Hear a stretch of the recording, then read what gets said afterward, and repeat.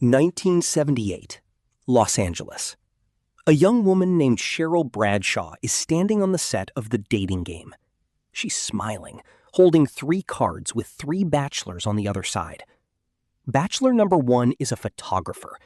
He's charming, he's handsome. He tells her his favorite time of day is nighttime, because that is when you are really ready. The audience laughs. But on a couch in Huntington Beach, Detective Ron Jenkins isn't laughing. He is staring at his television screen in absolute horror. Because he knows that face. The face of Bachelor number 1 is the face of a monster he has been hunting. A monster the world thinks killed an 8-year-old girl. But that little girl isn't dead. And tonight, she is coming back from the grave to take him down. This is the true story of the unbreakable chain between Morgan, Tali, and Robin. Before he was the dating game killer, Rodney Alcala was just a shadow in the parking lots of Hollywood. It is 1965. A 13-year-old girl named Morgan Rowan is standing outside a teen nightclub on the Sunset Strip. She's with her friends. It's innocent. It's fun. And then he appears. Tall, handsome, charismatic. He looks like a movie star. He tells jokes. He laughs easily. To a 13-year-old girl, he is magnetic. Morgan, being a typical teenager, acts flirty. She scratches his arm lightly with her fingernails to get his attention. But unlike the boys her age, Rodney doesn't laugh it off. He snaps. Morgan recalls him grabbing her arm, dragging her into a dark alley. She remembers a flash of pain, the feeling of her skull smashing against a brick wall.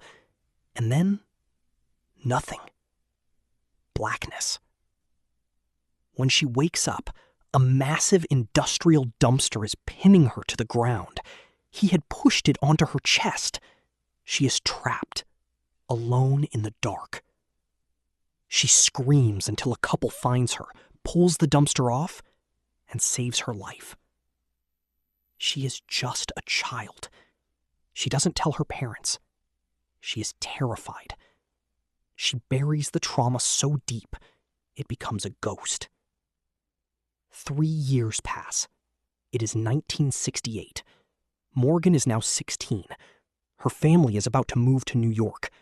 This is her last night in Los Angeles. A going-away party. She and her friends pile into a car.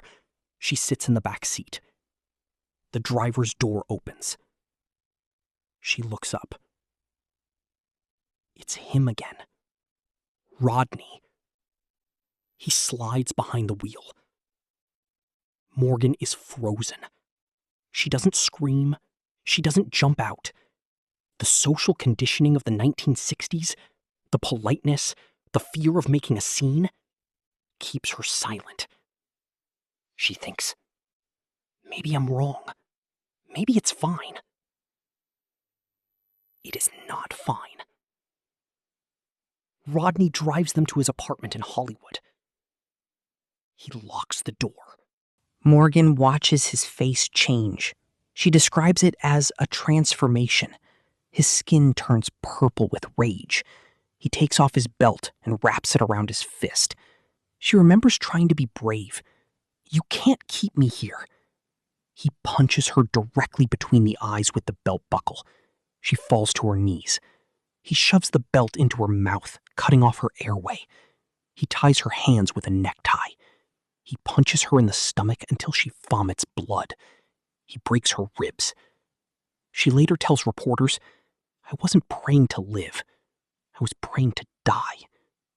He rapes her, and when he is done, he starts to strangle her. She feels herself drifting away. She is leaving her body. But outside, her friends notice she is missing. They hear the thrashing. They start kicking the door. Her friend, a boy named Mike, breaks through a window. He climbs into the room. Rodney looks up, blood on his shirt, and says, Take her. Morgan runs. She is wearing only a torn shirt. She runs into traffic. She hides in a dumpster shed. She survives. But 4 days later, she is on a plane to New York, and she never tells the police. She carries the guilt of silence for decades, believing that her silence might cost another girl her life. Soon, it almost does. Just weeks after Morgan's attack, Rodney Alcala is still prowling, but he changes his target. He doesn't want a teenager anymore. He wants someone easier. It is a crisp morning in Los Angeles. 8-year-old Tali Shapiro is staying with her family at the famous Chateau Marmont Hotel. She is wearing a white dress and shiny Mary Jane shoes. She is walking to school. A car pulls up. A nice-looking man leans out the window. "Hey there, I know your parents. Do you want to ride?" Tali is smart. Her parents taught her well. She looks at the man and says, "I don't talk to strangers." But Rodney smiles. He knows the name of her famous father. He knows the music business. He sounds like he belongs. Tali later says, "I didn't know to fear people. I was raised to respect my elders." She gets in the car. He drives her to his apartment. He tells her he wants to show her a picture. Tali follows him inside. She never remembers anything after that. Because as soon as she turned her back, Rodney Alcala picked up a heavy steel bar and brought it down on the back of her skull. But here is where the story turns. A man named Donald Haynes is walking down the street. He sees Tali in that white dress. He sees the way Alcala is looking at her. He feels the hair stand up on the back of his neck. He watches them drive away. And instead of ignoring it, Donald Haynes does something extraordinary. He follows them. He watches them go into the apartment. He finds a payphone. He calls the cops. When the LAPD arrives, they knock on the door. A naked Rodney Alcala answers. His eyes are full of rage. He slams the door. The officers break down the door. What they find looks like a murder scene. Tali is lying in the middle of the floor. She is naked. She is surrounded by a massive pool of blood. A bloody steel bar rests across her neck. She is gray. She is still. The officers think she is dead. But one officer leans down. He moves the bar. He hears a tiny gasp. She is alive. Barely. In that split second, the police have a choice. Chase Alcala out the back door or save this child. They choose to save her. Alcala escapes. He vanishes. He flees to New York and lands on the FBI's 10 most wanted list. As for Tali, she is rushed to the hospital. She is in a coma. Her parents are told she might never wake up. For 32 days, she hangs between life and death. Newspapers run the story. They call it a tragic murder attempt. But the world moves on.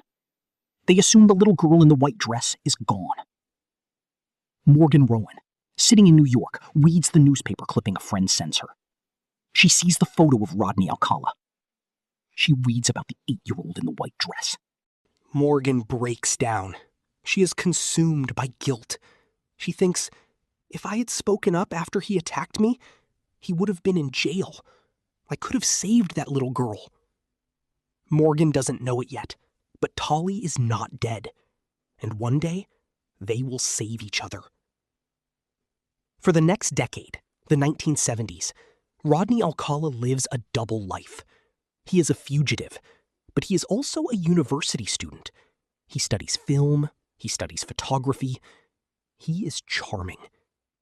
He uses this charm to lure young women. He tells them he needs models for professional photos. It is a slaughterhouse. We cannot list all of his victims. Police believe there may be over 100, though he was only convicted of 8. But we must name a few. Cornelia Crilly, a flight attendant. Jill Barkham, 18 years old. Georgia Wickstead, a nurse. And then, in 1978, he walks onto a television studio lot. He auditions for the dating game. He wins. He stands there, under the bright lights, smiling. The audience claps. Bachelorette Cheryl Bradshaw asks him what he does for work. He says he's a photographer. He says he was arrested once, but don't worry, it was a mistaken identity. She picks him as the winner. But backstage, Cheryl Bradshaw gets a bad feeling. She looks at Rodney. She looks into his eyes. She later says he was creepy. She refuses to go on the date with him. She walks away. She has no idea that choice saved her life. Rejected, Alcala's rage spirals out of control. He moves to Huntington Beach, and on June 20th, 1979, he kidnaps a 12-year-old girl named Robin Samso. Robin was on her way to a ballet class. She was last seen getting into a tan station wagon. Robin's friends are eyewitnesses. They give a sketch to the police, a sketch that looks exactly like the dating game contestant. The walls are closing in. Here is where the title of our story comes into play. Rodney Alcala is finally arrested in 1979. He goes to trial for the murder of Robin Samso and the other women. But there was a problem. To prove he is a serial killer, to show a pattern of violence, the prosecutors want to bring up his past attacks. They want to bring up the 8-year-old girl in the white dress. But for years, no one knew where Tali Shapiro was. Remember Tali? She survived the coma. She spent months in the hospital, needing 27 stitches in her head. But physically, she healed. Her family moved to Mexico. They shielded her from the trauma. They told her she was in a car accident. She grew up. She went to college. She got married. She had a career. She didn't know she was a ghost. But in the late 2000s, as Alcala's extradition hearings approached, the police found her. She was a woman in her 50s, living a normal life. They asked her if she would testify. And Tali, who had no memory of the attack due to the brain trauma, had to make a terrifying choice. Would she walk into the courtroom and face the man who tried to kill her? In 2010, Tali Shapiro walked into that courtroom. She did not look at Rodney Alcala. She refused to give him her energy. She refused to even speak his name. But she testified. She laid out the evidence. The jury convicted Rodney Alcala of 5 counts of first-degree murder. He was sentenced to death. But the story doesn't end there, because justice was served, but the healing had just begun. After the trial, Morgan Rowan, the 16-year-old from the Sunset Strip, was watching the news. She saw Tali's face. She saw that the little girl she had read about in 1968 was actually alive.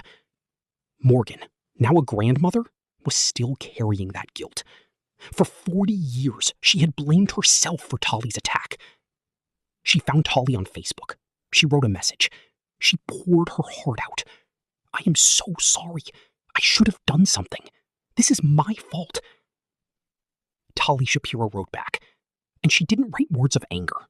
She wrote words of grace. She said, "There is nothing to forgive. There is only one person responsible for this.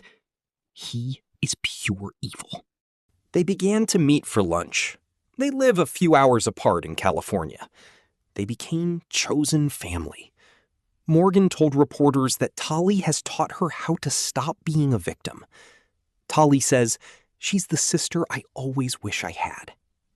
Think about the geometry of this story.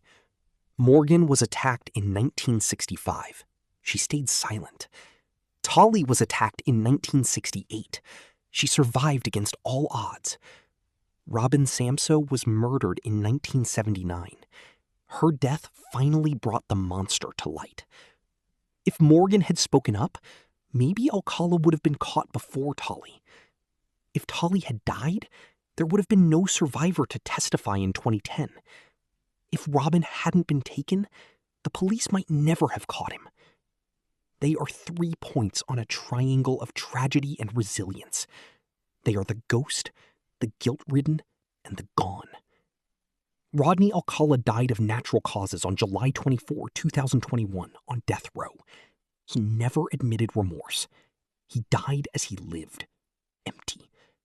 But Morgan and Tali are still here. They are alive. They talk on the phone. They hug. They refuse to let the shadow of the dating game killer define who they are. So often in true crime, We focus on the darkness. We look at the mugshots. We obsess over the genius of the killer. But the story of Morgan, Tali, and Robin is not the story of Rodney Alcala. It is the story of a man named Donald Haynes who saw a little girl get into a car and decided to follow. It is the story of a group of teenagers who broke a window to save their friend. It is the story of an 8-year-old girl who crawled back from a 32-day coma to make sure a monster died in a cage. Tali Shapiro was asked once if she was afraid of Alcala. She said, "I don't give him my energy." Rodney Alcala wanted to be famous. He went on a game show. He wanted the world to love him. Instead, the world loves the girl in the white Mary Janes, the girl who walked out of the darkness and into the courtroom. And that is how you win the game.